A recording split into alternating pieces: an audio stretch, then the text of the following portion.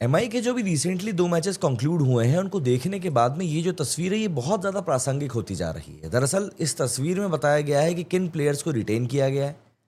Retain किया गया है भैया तिलक वर्मा को, सूर्य कुमार यादव को, हार्दिक पांड्या को, बुमराह को एंड रोहित शर्मा को।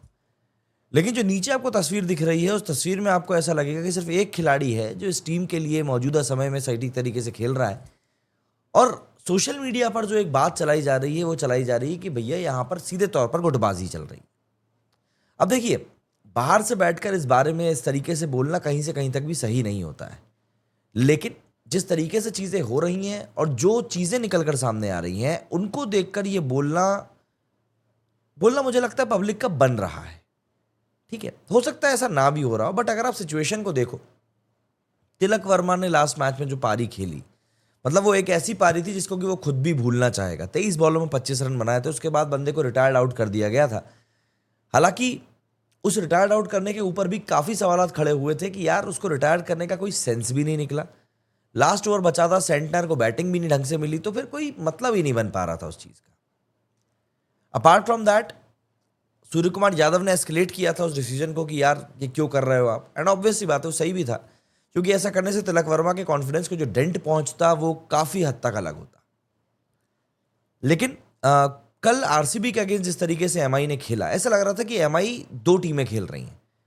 एमआई की जो है दो टीमें खेल रही हैं, जिसमें कि हार्दिक पांड्या एक अलग ही तरीके से वहां पर एफर्ट मार रहे हैं और बाकी की जो टीम है वो एक अलग ही तरीके से एफर्ट मार रही है। और वो आइडेंटिकल था, मतलब क्लियर तौर पर वो दिखाई दे रहा था। अगर आप स्कोर कार्ड की वो देखेंगे तो आपको ये चीज़ क्लियर तौर पर समझ में आ जाएगी। मतलब एमआई की तरफ से अगर मैं एफर्ट्स की बात करूं तो तिलक वर्मा ने एक तरीके से अपने आप को रिडेम किया। 29 बॉलों पर बंदे ने 56 रन बनाए। हार्दिक पांड्या की लेकिन अगर आप इनिंग्स की बात करें, बंदे ने 15 बॉल्स में 42 रन स्कोर किए, 4 छक्के मारे। बॉलिंग की बात करें तो ठीक है, रन्स थोड़े से पड़े, पर 2 विकेट उसके बावजूद भी निकाले। लास्ट मैच की भी अगर हम बात करें एमआई की, तो एमआई का सूरत हाल कुछ ऐसा ही था और हार्दिक पांड्या का जो एफर्ट था वो भी कुछ ऐसा ही था।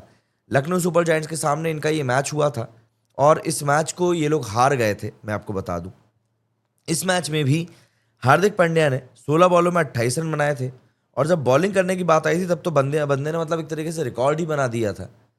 5 विकेट निकाले थे हार्दिक पांड्या ने, 5 विकेट।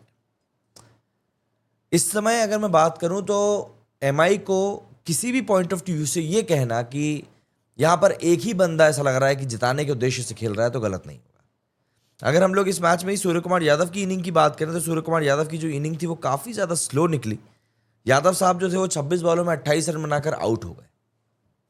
मतलब जो एफर्ट्स बैट्समैन की तरफ से आने चाहिए वो ऐसा लगता है एक साथ आ नहीं रहे। जैसे अगर हम आरसीबी की बात करें, पहले कोहली ने रन बनाया, फिर पट्टिकल ने बनाया, फिर पाटीदार ने बनाया, फिर उसका जितेश ने रन बना दिए। बॉलिंग की बारी है तो भुवनेश्वर ने शानदार बॉलिंग करी, हेजलवुड ने शानदार बॉलिंग करी, यश दयाल ने अच्छी बॉलिंग करी, पांड्या ने आखिरी ओवर आके निकाला, कृणाल पांड्या ने। एक कलेक्टिव एफर्ट था जो एक समय पर आरसीबी से देखने के लिए नहीं मिलता था, लेकिन आज की तारीख में वो उनकी तरफ से देखने के लिए मिल रहा है। चाहे बैटिंग हो चाहे बॉलिंग हो, हर कोई एक दूसरे को सपोर्ट कर रहा है। लेकिन एमआई आज की तारीख में वही करंट सिचुएशंस को डील नहीं कर पा रही है। अब ऐसे में आरोप ये लग रहे हैं कि एमआई कैंप में पॉलिटिक्स चल रही है, यहां पर खेमेबाजी चल रही है, यहां पर प्लेयर्स ऐसे हैं जो कि दूसरे प्लेयर्स को सपोर्ट करना नहीं चाह रहे हैं। मैं जानता हूं ये सब बातें सिर्फ सोशल मीडिया की हो सकता है, मनगढ़ंत हो, लेकिन कहावत तो फिर ये भी है ना कि बिना आग के धुआं भी नहीं उठता। हार्दिक पांड्या जो इस समय पर, मुझे ऐसा लगता है कि चाहे बैटिंग की बात करें चाहे बॉलिंग की बात करें, बंदा एक अलग ही लेवल पर जाकर परफॉर्म कर रहा है। वो इस तरीके से गेम को खेल रहा है, इस तरीके से गेम को आगे लेकर जा रहा है कि मुझे नहीं लगता कि किसी ने इमेजिन भी किया था कि यार हार्दिक पांड्या इस तरीके से बॉलिंग करेगा।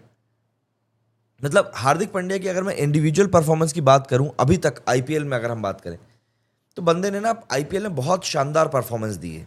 अगर अभी हम लोग देखें तो 4 मैचेस हार्दिक पांड्या खेले। पहला मैच जो थे वो खेल नहीं पाए थे बैन के कारण। तो पहला मैच जो एमआई के तरफ से बंदे ने गुजरात की तरफ लिए खेला था, 2 विकेट निकाले थे उस मैच में हार्दिक पांड्या ने। देन अगेन केकेआर के अगेंस्ट बैटिंग ही नहीं आई, 8 विकेट से जीती थी मुंबई ये मैच, 1 विकेट निकाला। एलएसजी के अगेंस्ट 5 विकेट निकाले एंड कल आरसीबी के अगेंस्ट 2 विकेट निकाले। तो ऐसा करके आप देख सकते हैं 4 मैचों में 10 विकेट जो है हार्दिक पांड्या अभी तक ले चुके हैं। इसके अलावा अगर मैं बैटिंग की बात करूं तो बंदे ने आरसीबी के अगेंस्ट 42 बनाए, एलएसजी के अगेंस्ट 28 बनाए, जीटी के अगेंस्ट 11 रन बनाए थे और केकेआर के अगेंस्ट बैटिंग आई नहीं थी। तो ऐसा नहीं है कि पांड्या की जो बैटिंग है वो बहुत ज़्यादा वीक चल रही है, ऐसा नहीं है कि पांड्या की जो बॉलिंग है वो सही नहीं चल रही है। जो कॉन्फिडेंस है इस समय पांड्या को बिल्कुल टॉप हाई पर है। और मुझे ऐसा लगता है कि पांड्या को लिटरली इस समय अप्रिशिएट करना चाहिए, क्योंकि ये बंदा जिस तरीके से खेल रहा है ना, मतलब इंडिया में एक ऐसा ऑलराउंडर अगर हमारे पास में है तो ये वाकई में एक ब्लेसिंग है। बट द थिंग इज कि एमआई के कैंप में क्या चल रहा है, एमआई के कैंप में आरोप ये लगाए जा रहे हैं कि भैया खेमेबाजी चल रही है, राजनीति चल रही है। अब देखिए, राजनीति तो एक ऐसी चीज़ है जो कि भारतीयों के अंदर कूट कूट के भरी हुई है, और इस चीज़ को पकड़ना भी ऐसा लगता है कि भारतीयों के लिए बहुत ही ज़्यादा बाएं हाथ का खेल हो जाता है। बट बात ये आ जाती है कि यार, आप जिस टीम के बारे में बात कर रहे हो उस टीम का मैनेजमेंट भी तो ये सब चीज़ें देख रहा है ना। उस टीम का मैनेजमेंट भी जानता है कि यार अगर कुछ गड़बड़ हो रही है तो हमें भी तो पता चल रहा है। देखिए, यहाँ पर कोई राजनीति नहीं हो रही, कोई पॉलिटिक्स नहीं हो रही है, ये सिर्फ एक समय का चक्र है जो इस समय मुंबई का अच्छा नहीं चल रहा है। अच्छा चला एक समय पर मुंबई का चक्र, जब उन्होंने 5 ट्रॉफीज जीती, चैंपियंस लीग जीती, रोहित भी उस समय ताबड़तोड़ बल्लेबाजी कर रहे थे। लेकिन समय का चक्कर का नियम ही है कि वो घूमता ज़रूर है। हार्दिक पांड्या आज की तारीख में बेहतरीन परफॉर्म कर रहे हैं, बेहतरीन परफॉर्म कर रहे हैं, मतलब उसमें कोई दो राय ही नहीं है।